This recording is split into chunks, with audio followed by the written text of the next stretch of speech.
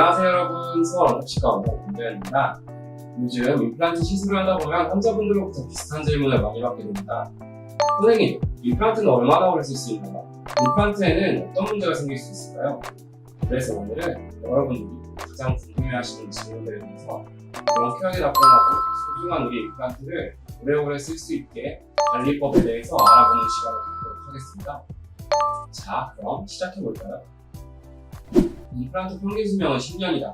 시중에 떠도는 임플란트 평균 수명 10년이라는 말 다들 한 번쯤 들어보셨을 거예요. 하지만 이건 사실과 다르답니다. 여러 연구 자료에 따르면 임플란트는 시술 후 10년이 지나도 90% 이상 잘 기능한다고 해요. 따라서 시중에 떠도는 평균 수명 10년이란 말을 잘못했고, 실제 임플란트의 평균 수명은 그것보다 훨씬 길답니다. 그런데 자연치아도 누구는 20대에 빠지는 사람도 있고, 어떤 분들은 80세, 90세가 되어도 잘 쓰는 사람도 있잖아요. 마찬가지로 임플란트도 환자분들의 관리가 제일 중요하고, 관리를 잘 해주시면 10년보다 훨씬 더 오래 쓰실 수 있답니다. 이것도 사실과 다릅니다.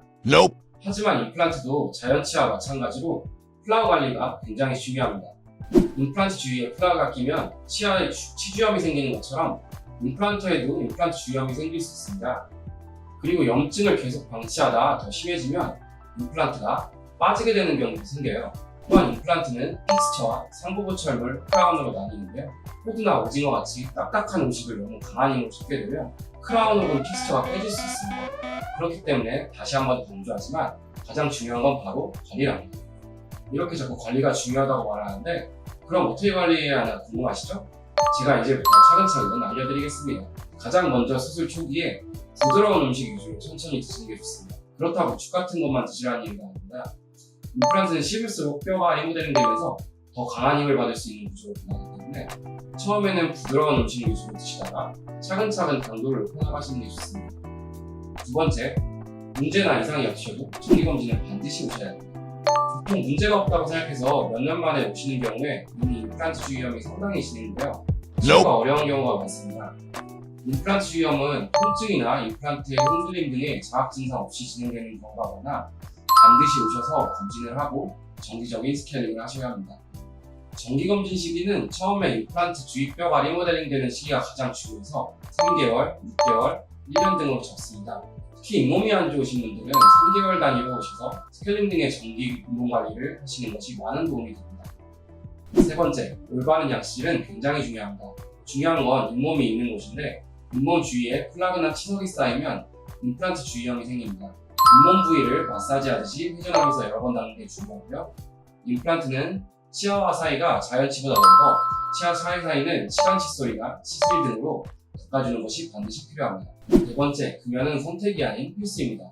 술의 경우엔 수술 후 회복 시기만 피해주시면 큰 영향이 없지만 담배는 임플란트에 정말 치명적일 수 있습니다. 담배를 피면 치유 능력이 떨어져서 임플란트 수술 후 임플란트가 뼈가 붙지 않게 되고, 또한 임플란트 보철 후에도 임플란트 주위염이 생기게 되어 임플란트가 빠지는 데 직접적인 영향을 끼칩니다.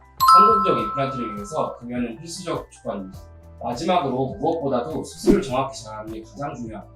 정확한 위치에 정밀하게 진입하고 임플란트 보철물이 올바른 위치에 있어 적절한 힘을 받게 되면 임플란트의 수명도 함께 길어질 수 있습니다. 저희 서울언급치과는 2만 케이스 이상의 임플란트를 진입한 풍부한 임상 경험을 토대로 빠르고 정확한 수술을 통해 환자분들이 임플란트를 오랫동안 편하게 사용하실 수 있도록 최선을 다하고 있습니다.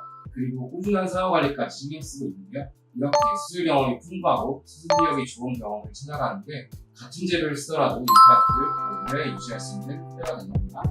이렇게 오늘은 임플란트에 대한 질문에 대답하고 임플란트를 잘 관리하는 방법에 대해서 알아봤는데요.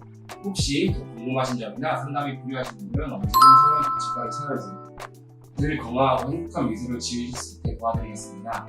오늘도 영상 시청해주셔서 감사드려요. 여러분의 구강건강을 위해 항상 노력하는 권지현 원장이었습니다. 앞으로도 유익하고 알찬 정보로 찾아뵙겠습니다. 여러분 모두 행복한 하루 되세요.